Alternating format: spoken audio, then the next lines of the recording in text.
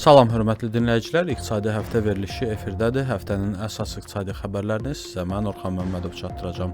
Daha sonra verilişimizi studiyamızın qonağı ilə davam edəcəyik.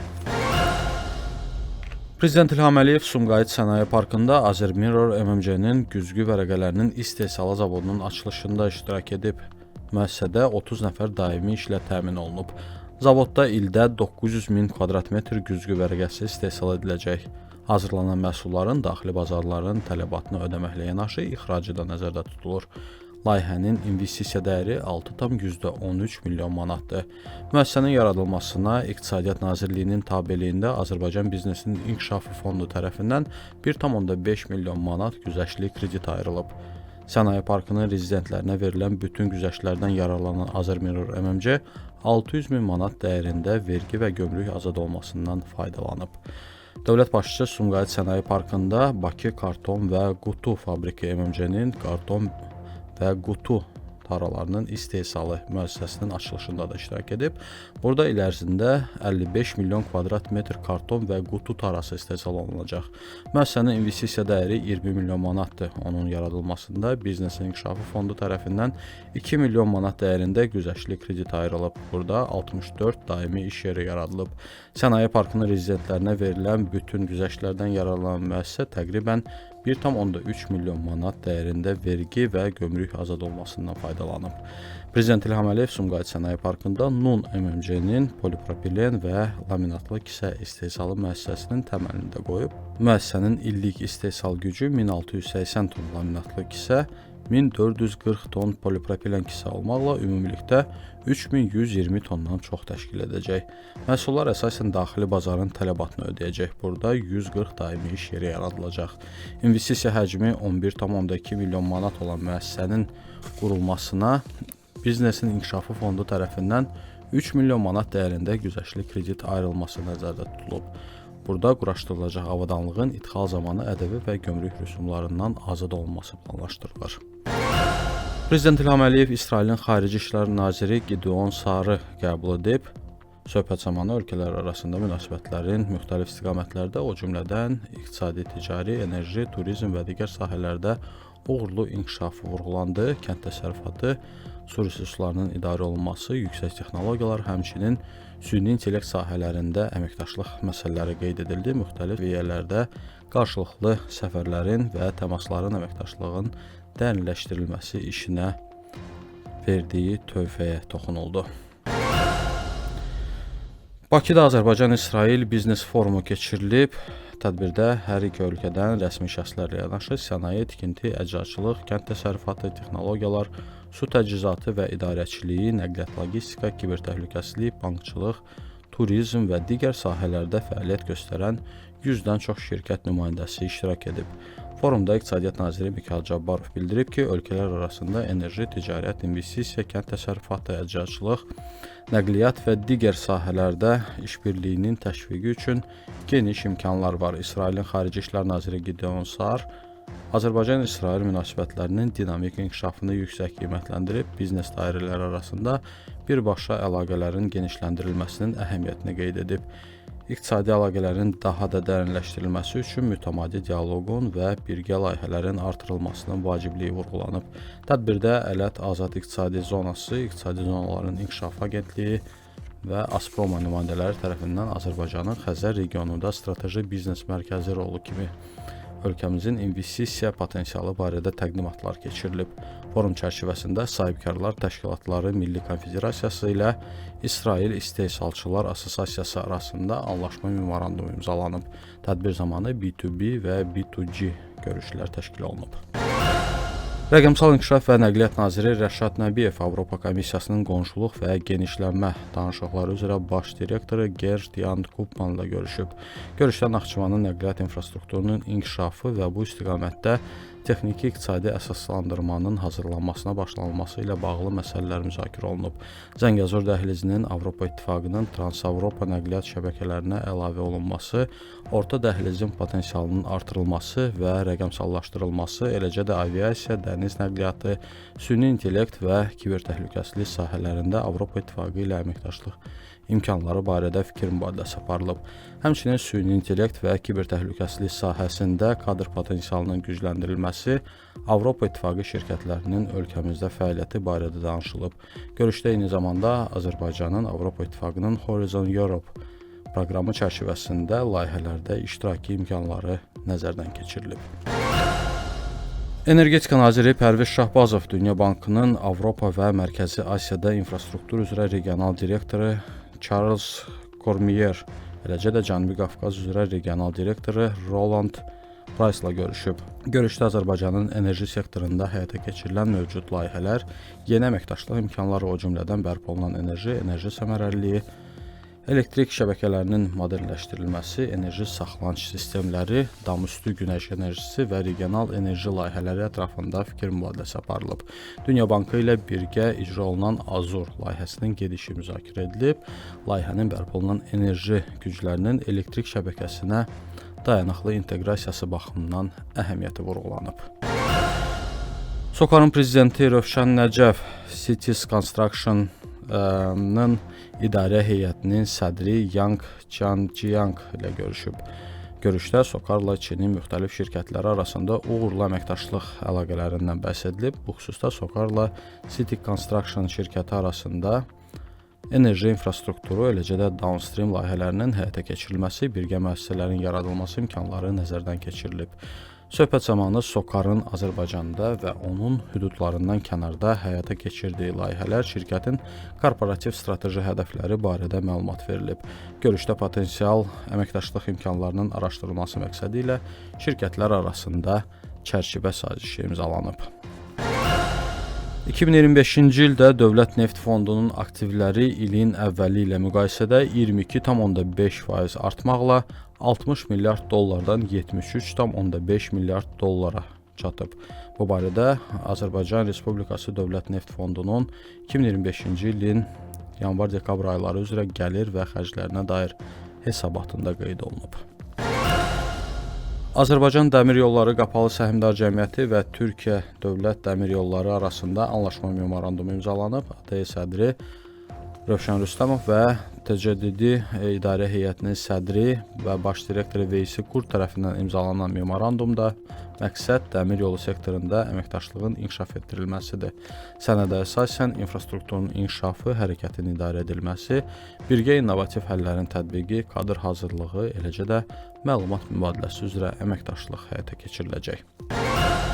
Naxçıvan Muxtar Respublikasının ölkənin əsas elektrik enerji sistemi ilə birləşdirilməsi, eyni zamanda Azərbaycan, Türkiyə, Avropa beynəlxalq enerji dəhlizinin formalaşdırılması məqsədi ilə Zəngəzur xəttinin tikintisinə başlanılıb. Ölkə başçısının tapşırığına əsasən Azərenerji tərəfindən Cəbrayıldan Ağbəndə qədər 74 km, paralel olaraq isə Naxçıvandan Ordubadın sərhədinədək 105 km uzunluğunda 2 dövrəli və 1000 megawatt yük ötürmə qabiliyyətinə malik 330 kilovoltluq yüksək gərginlikli ötürmə xətti inşa olunur. Araz çayı boyunca bir sıra ərazilərdə isə dağlıq və qayalı massivlərin yarılmasından keçən xətt Azərenerji tərəfindən son dərəcədə mürəkkəb relyef və ağır iqlim şəraitində çəkilir.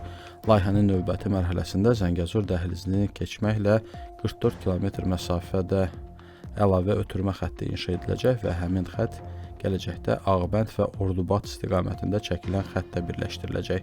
Eyni zamanda Naxçıvan şəhərində yeni 330 kilovoltluq yarımstansiya tikiləcək. Artıq bu məqsədlə 49 hektar torpaq sahəsi ayrılıb və mobilizasiya işlərinə start verilib.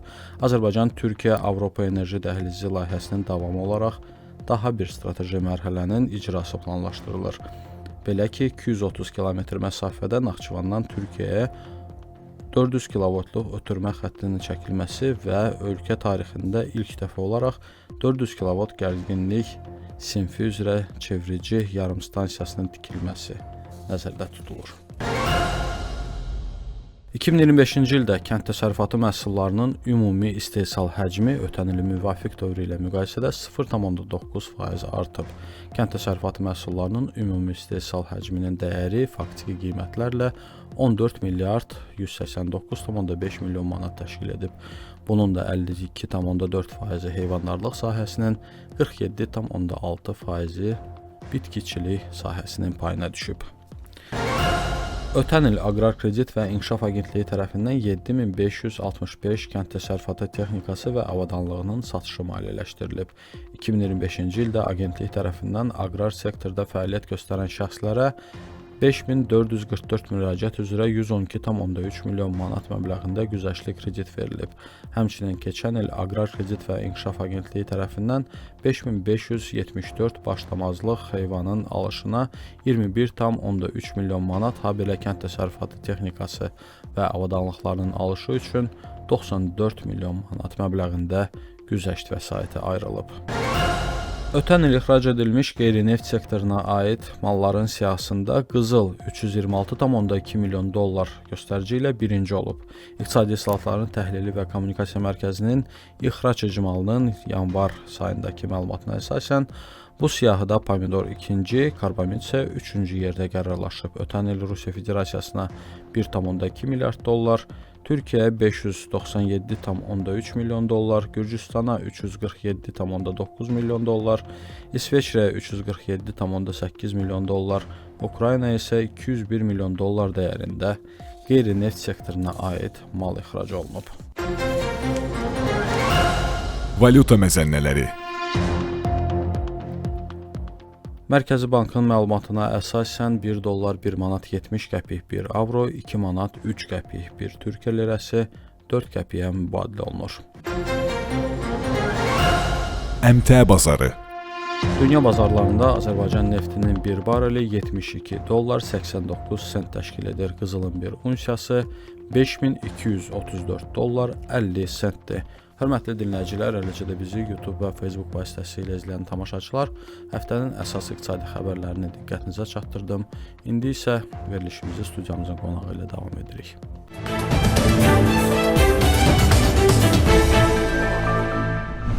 Studiyamızın qonağı 4 SIM-in layihələrin idarə olunması şöbəsinin rəhbəri Gülminə Məlikzadədir. Gülminə xanım, xoş gördük sizi studiyamızda. Xoş gördük, təşəkkürlər. Gülminə xanım, bugün biz Davos forumu ilə bağlı danışacağıq. Dinləyicilərimiz üçün xatırladım ki, ötən verilişdə biz bu haqda danışmışıq. Sadəcə mövzu çox genişdir, bilirik və gündəm də çox böyük idi həmin o forumda və hələ də aktualdır bu mövzu. Ona görə mövzunu davam etməyə qərarına gəldik. Və ilk öncə istəyərdim ki, elə forumun iştirakçısı kimi sizə bir sual verim ki, bu il Davos forumu nələrlə yadda qalan oldu? Çox sağ olun. Mənim üçün çox maraqlı bir təcrübə oldu. Çünki ilk dəfə idi ki, Davos forumunda fiziki formada qurumu təmsil edirdim rəhbərliklə bərabər. Bundan öncəki forumlarda sadəcə virtual olaraq ümumi prosesləri izləmək imkanım var idi. Şəbəkələşmə və ümumiyyətlə yeni perspektivlər, imkanlar baxımından çox böyük bir həqiqətən də auditoriyası olan tədbirdir. Bilirsiniz, Dialoqun Ruhu adı altında keçirilən bu tədbir 5 əsas mövzunu ətrafında sessiyalarla, 200-dən çox sessiyalarla yadda qaldı. Tədbirin hədəf kütləsinə daha çox 3000-ə yaxın iştirakçıdır. Bunlardan 130-dan çox ölkə, 65-dən çox dövlət və hökumət başçısı, 400-dən çox siyasi liderlər və 800-dən çox şirkət rəhbərləri, qlobal şirkətlərin rəhbərləri təmsil olunurdu. Mövzular isə hər ilki qaydada əsasən qlobal gündəmin mövzularını əhatə edən sahələr idi.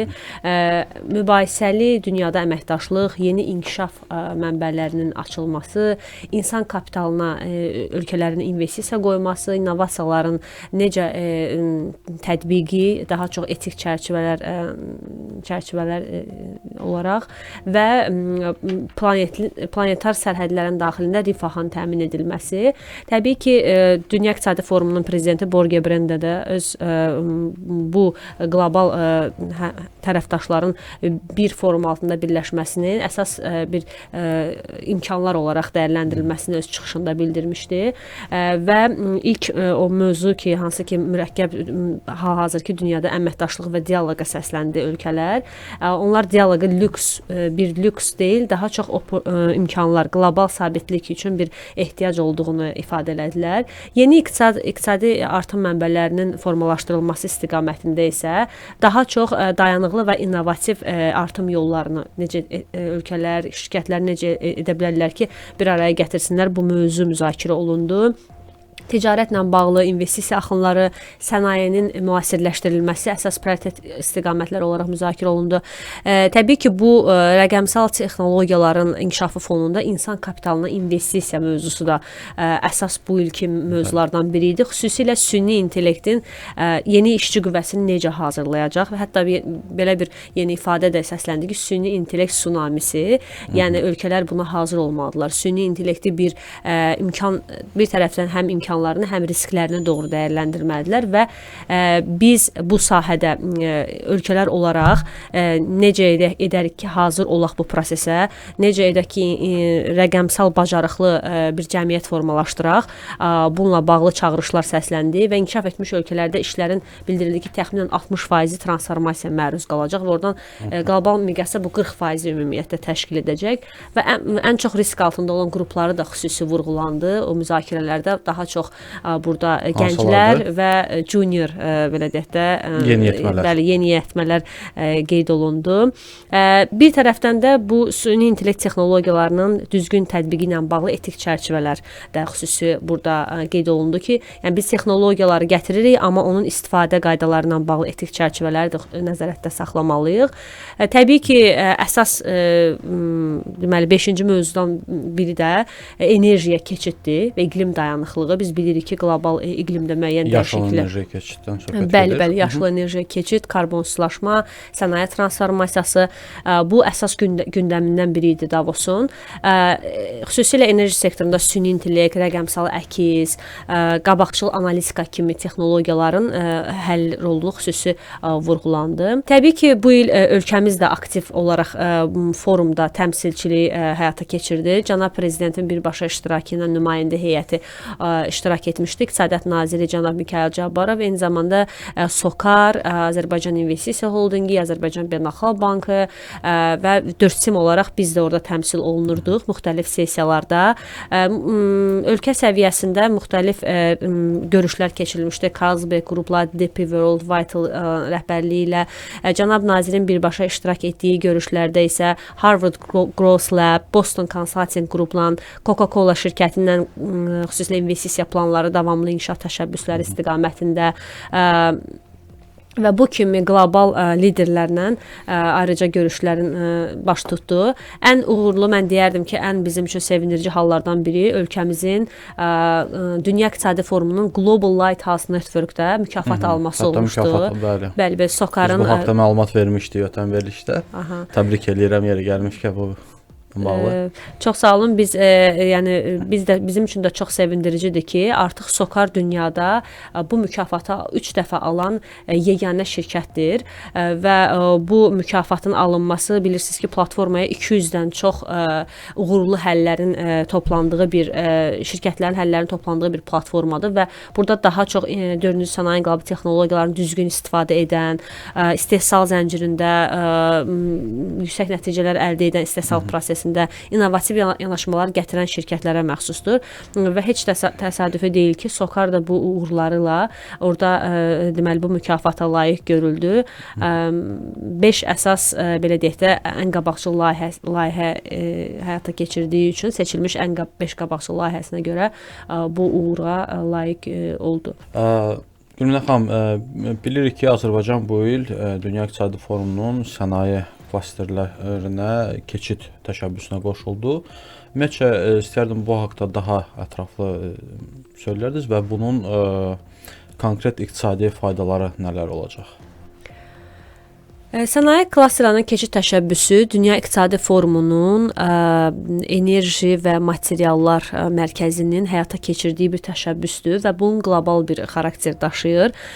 Əsasən bu təşəbbüsün başladılmasının əhəmiyyəti ondan ibarətdir ki, sənaye müəssisələri fəaliyyət göstərdikcə qlobal istixana emissiyalarının məsələn təxminən 30%-ni bu təşkil edir. Yəni müəssisələr müəyyən dərəcədə çirklənməyə, yəni ətraf mühitə təsir göstərmə kimi belə deyək də nəticələri də olur və Ümumdünya Səhiyyə Təşkilatının məlumatına görə hər il 7 milyon insan hava çirklənməsi səbəbindən həyatını itirir və bu cür qlobal problemlər fonunda forum belə bir klaster yaradır ki, eyni fiziki ərazidə yerləşən bir neçə şirkətlərin birgə bir istiqamətli ad altında bir klasterlaşmasını həyata keçirirlər və bu daha çox deməli iqtisadi zonalar ərazisində yerləşən şirkətləri əhatə edir və buna qoşulan həmin təşəbbüsün üzvləri də ölkə səviyyəsində müəyyən müxtəlif mövzular, məsələn hidrogenlə bağlı Niderlandda belə bir klaster var, Çində portlarla bağlı belə bir klaster var və biz də ötən il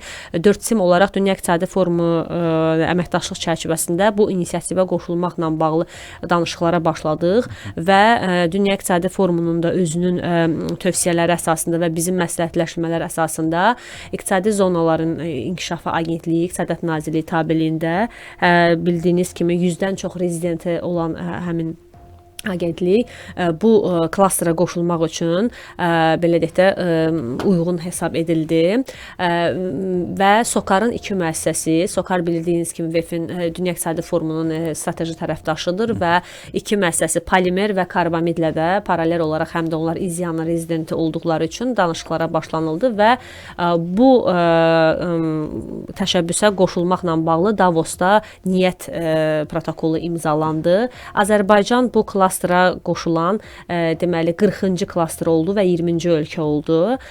Klaster formalaşdıqdan sonra və adı da Next Gen sənaye, yəni növbəti sənaye klasteri kimi, növbəti nəsil, yəni yeni nəsil sənaye klasteri olaraq adlandırıldı. İZIAN-ın da birbaşa iştirakı ilə, yəni bu klasterin əsas koordinasiyasını İZIA aparacaq və onun rezident şirkətlərin bura qoşulmasının əsas məqsəd dekarbonizasiya prosesinə dəstək göstərmək. Bu prosesi həmin rezident şirkətlərdə də sürətləndirmək, yəni bir növ hədəf olaraq müəyyənləşdiriləcək və eyni zamanda beynəlxalq təcrübə, yəni o klastera üzv olan 40, yəni 39 ölkənin təcrübəsini bizim ölkədə tətbiq imkanları qiymətləndiriləcək və eyni zamanda tək bununla deyil, ümumiyyətlə sənaye deməli, ümumiyyətlə sənaye klasterlarına keçid təşəbbüsü bu günə kimi, yəni bura qoşulmuş klasterların səbəbilə 877 milyon ton karbon dioksid ekvivalentinin azaldılmasına imkan yaratmışdı və 508 milyard ABŞ dolları həcmində ÜDM töhfə vermişdi. Təbii ki, burada iş yerlərinin, yeni iş yerlərinin dəstəklənməsi mexanizmi də var. Dünya İqtisadi Forumu burada daha çox metodologiya dəstəyi, təcrübənin gətirilməsi, həmin klastera üzv olan müəssisələrdə maliyyə imkanlarının dəyərləndirilməsi bu fonda dəstək olacaq və həm də bizim bu qlobal şəbəkəyə üzv olmağımız bir növ yaşıl transformasiya sahəsində də qabaqcıl təcrübə mübadiləsi baxımından önəm daşıyacaq.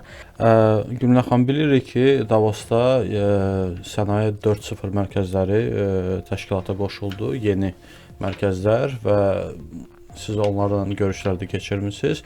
Bu haqda istərdik daha ətraflı danışasınız və ümumiyyətcə belə görüşlərin Azərbaycan üçün hansı faydası ola bilər? Çox sağ olun.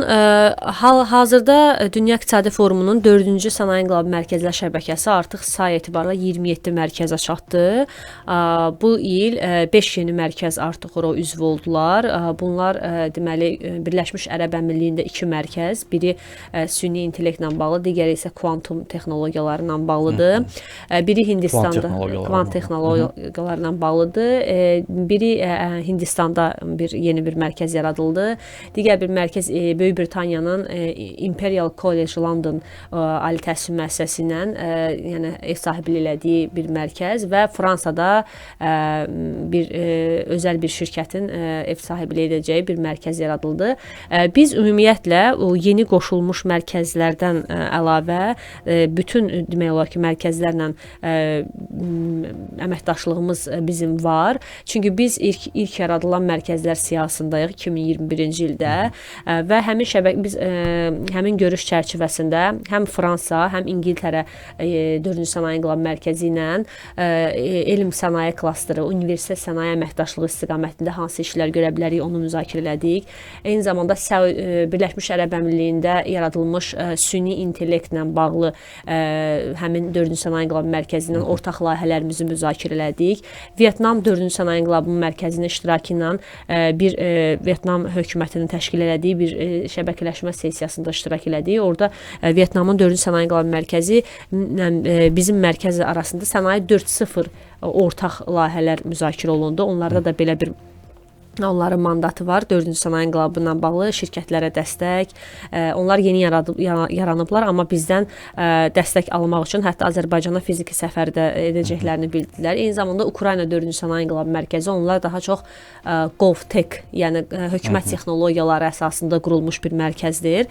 Onlar da bizdən təcrübə mübadiləsi, mərkəzin infrastrukturu, göründüyü işlər, mexanizmlər barədə təcrübə mübadiləsi eləyəcəklər. Biz Malayziya 4-cü sənaye inqilabı mərkəzi ilə enerji, süni intellekt və sənaye klasterinə keçid təşəbbüsü ilə bağlı əməkdaşlıq edirik. Bu arada onu qeyd edeyim ki, bizim Coursera şirkəti ilə milli proqram təcrübəmizi Malayziya hökuməti də öyrənərək, onlar da hazırda 1000 lisenziya ilə başlayıblar Coursera əməkdaşlığa.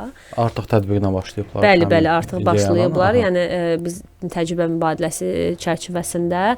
Eyni zamanda Səudiyyədə deməli mərkəzlər var. Biz onlarla da sıx əməkdaşlıq edirik və İsraillə də, İsrail 4-cü sənaye inqilabı mərkəzi də oxşar layihələrimiz var onlarla. Paralel olaraq da yeni yaradılmış mərkəzlərə də biz belə deyək də əsas dediyim kimi ilk yaradılmış mərkəz olaraq təcrübə mübadiləsi dəstəyi göstərəcəyik onlara da. GovTech-la bağlı danışdınız. İstərdim bu haqda daha ətraflı danışaq. Bilirik ki, 4SM nümayəndələri olaraq orada bir çox panel sessiyada iştirak etmişsiniz. Onlardan biri də GovTech panelidir ki, harda ki, süni intellekt və data əsaslı həllər müzakirə olunubdur. Ümumiyyətcə iştirak etdiyiniz panel sessiyalar haqqında istərdik daha ətraflı məlumat verəsiniz. Biz ümumiyyətlə Davos həftəsində forumun akkreditə olunmuş proqram çərçivəsində təşkil olunan bir çox sessiyalarında iştirak elədik. Xüsusilə pavilyonlarda və forumun Ice Village adlanan belə deyək də ərazisində keçirilən sessiyalarda aktiv iştirak elədik, amma bundan limitlənməyib. Təbii ki, ən əsas bizim orada Ice Village-da keçirilmiş sessiyalarımız SOCAR-la birgə həyata keçirdiyimiz təbii ki, orada sessiya olmuşdu. Bizim rəhbərliyin moderatorluğu ilə həyata keçirilmişdi.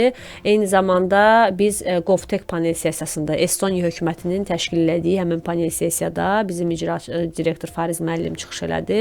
Əsasən Azərbaycanın süni intellekt və dövlət idarəçiliyində innovativ həllər mövzusunda çıxış təqdimat olmuşdu. Həmin panel sessiyada Estoniyanın sabiq baş naziri, Moldova baş naziri müavini və Estoniyadan özəl sektor nümayəndəsi təmsil eləyirdi. Biz ölkəmizdə həyata keçirilən xüsusilə 4SM-in koordinasiyasına həyata keçirilən çağrı mərkəzində süni intellekt həlləri, eyni zamanda enerjidə süni intellekt, asan xidmət modeli, rəqəmsal iqtisadiyyatın inkişafına dəstək proqramımız var. Onunla bağlı təcrübəmizi paylaşdıq və bilirsiniz ki, yeni qəbul edilmiş rəqəmsal iqtisadiyyatın inkişaf strategiyası da qəbul olundu və o strategiya haqqında da həmin strategiya data əsaslı qərar vermə hissəsinin, yəni milli çərçivədə hansı formada həyata keçiriləcək, onunla bağlı təcrübəmizi bölüşdük. Paralel olaraq biz insan kapitalı və qlobal şirkətlərlə dialoq fonunda biz orada Cognizant şirkəti və Goodwall adlı bir müəssisənin birgə təşkilatçılığı dəyirmi masa formatında müzakirələrdə iştirak elədik. Orada əsas hədəf, yəni təhsil sistemi, əmək bazarı, o əmək bazar fonunda süni intellekt bacarıqlarının necə dayanıqlı şəkildə qurulması həyata keçirmək olar deyə bir dövlət, özəl və akademiyanın birgə bir dialoq formatında görüşündə iştirak elədik. Yanaşma necədir bu sahəyə? Orada demək olar ki, bir çox, yəni hər üç sektoru təmsil edən tərəflər ortaq yəni ortaq məsələlərdə razılaşmağa gəldilər ki, məsələn, yeni işçi qüvvəsi, yəni əmək bazarının yeni belə deyək də trendlərinə hazırlıq, insanların davamlı olaraq yeni bacarıqlara hazırlanması, gələcəyin peşələrinə necə hazır olmalıdır dövlətlər, universitetlər sənayenin ehtiyaclarına necə qarşılamalıdırlar, dövlət özəl tərəfdaşlıq modeli xüsusilə burada dəstəkləndi. Bilirsiniz, biz də Coursera layihəsində dövlət özəl tərəfdaşlıq modeli əsasında həyata keçiririk. Yəni sırf bu əsas prioritetlər fokuslandılar.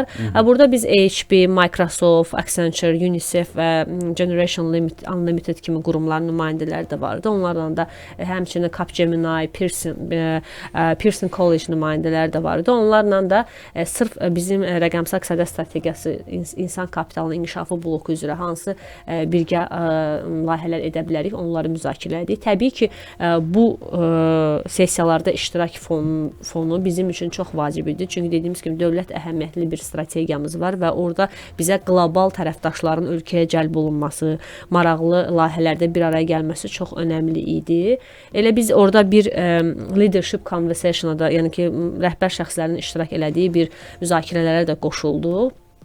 Həmin müzakirədə biz 4SIM-in icraçı direktoru Fariz Cəfərov bu strategiya, 4SIM-in fəaliyyəti, gələcək perspektivlərlə bağlı məlumatlar verdi və həmin tədbir sonunda 4SIM və belə bir qol proqramı var. Həmin qol proqram arasında bu bir anlaşma memorandumu. Bəli, adı belə gedir inisiativin. Anlaşma memorandumu imzalandı. Daha çox rəqəmsal həllərin tətbiqi ilə hansı pilot təşəbbüslər bir yerdə eləyə bilərik. Bu bizim üçün əhəmiyyətlidir, çünki biz təkcə ölkə daxili yox, ölkə xaricində olan tərəfdaşlarımızın da ölkəyə gətirilməsinə maraqlıyıq. Xüsusilə rəqəmsal savadlığın artırılması, təlim proqramları, yəni kadr hazırlığına necə bir yerdə addımlar ata bilərik, onları paylaşır. İmkanlar çoxdur. Mən sizə deyim, orada çox maraqlıdır. Ölkələrin öz pavilyonları var və şirkətlərin də, məsələn, böyük şirkətlərin Google, Microsoft, IBM, yəni və oradakı mövzular da demək olar ki, qlobal gündəmdə aktual mövzulardan biridir. Və o qədər çox şəbəkələşmə və bu tərəfdaşlıq imkanları var ki, yəni bəzən adam bilmir ki, hansı, o qədər maraqlı olur ki, bilmirsən ki, hansı pavilyonlarda yəni gedirsən, iştirak edirsən. Bəzən vaxt məhdudluğundan. Bəli, vaxt məhdudiyyəti olur. Mən düşünürəm ki, bizim ölkəmiz üçün də indi növbəti illərdə faydalı olar. Təbii ki, indi bu dəstəyimizlə biz daha yaxşı səviyyədə ölkəmizin məsələn şirkətləri, müəssisələri daha yaxşı səviyyədə təmsil etmək məqsədi ilə sırf bu tip qlobal tədbirlərə cəlbində necə dəstək ola bilərik, o barədə daha belə deyək də artıq indi daha təcrübəliyik, o barədə düşünməliyik. Təcrübə demişkən bildirdiniz ki, 4SIM-lə SOCAR Davosda birgə sessiya təşkil etmişdi. Ümumiyyətcə bu sessiyada söhbət nədən gedirdi və sessiya olan maraq haqqında istərdim sizdən öyrənək. Çox sağ olun. Əslində bu sevindirici haldır, çünki biz ilk dəfə Dünya İqtisadi Forumu tərəfindən belə bir imkan yaradıldı ki, artıq forumun tərəfdaşı olan yəni partnyorlar birgə sessiyalar həyata keçirə bilərlər. Bundan öncəki yəni illərdə bu qədər rahat deyildi. Daha çox forumun özü tərəfindən belə təşkilatçılıq aparıldı, amma indi belə bir imkan sırf yaradılır və biz də SOCAR-ın Dünya İqtisadi Forumundakı uzun illərə dayanan təcrübəsi və belə deyək də aktiv tərəfdaşlıq imkanlarından birgə qərara gəldik ki, sessiya keçirək və sessiyanın əsas mövzusu da texnoloji transformasiya vasitəsilə enerji keçidinin sürətləndirilməsidir. Yəni süni intellekt əsaslı sənaye bir növ. Biz bilirik ki, bu həm SOCAR-ın, həm də 4SIM olaraq bizim əsas müzakirə mandatımıza aid olan məsələlərdən biri idi və panel sessiyada bizdə moderatorluğu 4SIM icraçı direktoru Fariz Cəfərov həyata keçirirdi. Orada SOCAR-dan təmsilçi Murad müəllim Abdullayev idi, SOCAR-ın baş texnoloji direktoru.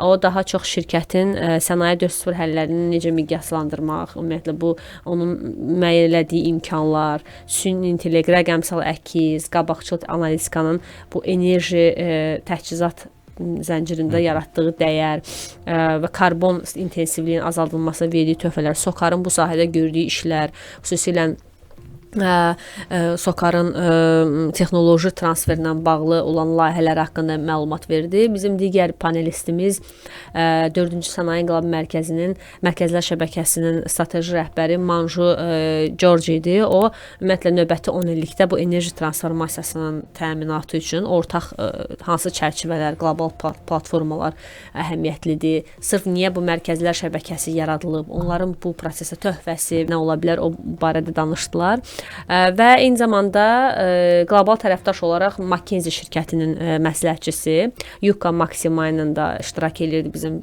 sessiyada. Orada texnologiya tətbiqi ilə təşkilata dəyişikliklər, bacarıqların uzlaşdırılması, uğurlu sənaye keçidinin yəni necə əsas şərtlərindən biri olduğunu praktik nümunələr əsasında dedi və sessiyanın digər belə deyək də iştirakçısı Honeywell şirkətinin prezidenti idi, Anant Maheshwari. Honeywell bilirsiniz ki, kifayət qədər sənaye 4.0 transformasiyasında texnoloji həlləri olan qlobal oyunçulardan biridir və ölkəmizdə də Honeywell-ın bir çox layihələr həyata keçirir. Onlar daha çox süni intellekt həllərini necə xərcləri optimallaşdıra bilər, istehsal proseslərini inkişafına dəstək ola bilər, emissiyaları azalda bilər, bu əməliyyat etibarlılığını necə artıra bilər və sırf ölçülə bilən nəticələr fonunda deməli danışdı həmin nümayəndə. Ümumiyyətlə sessiya çox maraqlı idi. Bizdə sessiyada iştirakçı qismində 50-yə yaxın iştirakçı var idi. Orada zaten belə deyək də maksimum tutum 50 nəfər idi sessiyada və kifayət qədər marağa səbəb olmuşdu. Sonradan da bizimlə əlaqəyə keçənlər, ümumiyyətlə tərəfdaşlıq imkanlarına açıq olan şirkətlər var idi və bizim üçün də maraqlı bir təcrübə idi. İlk dəfə idi ki, biz orada sessiya təşkil edirdik.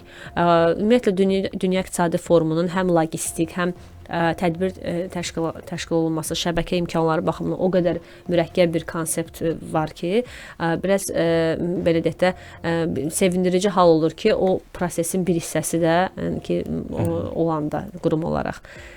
Bu mən həm öz belə deyək də tərəfdaşlarımızı, həm də ki SOCAR-ı təbrik edirəm ki, belə bir uğurlu sessiyanı biz effektiv şəkildə həyata keçirdik.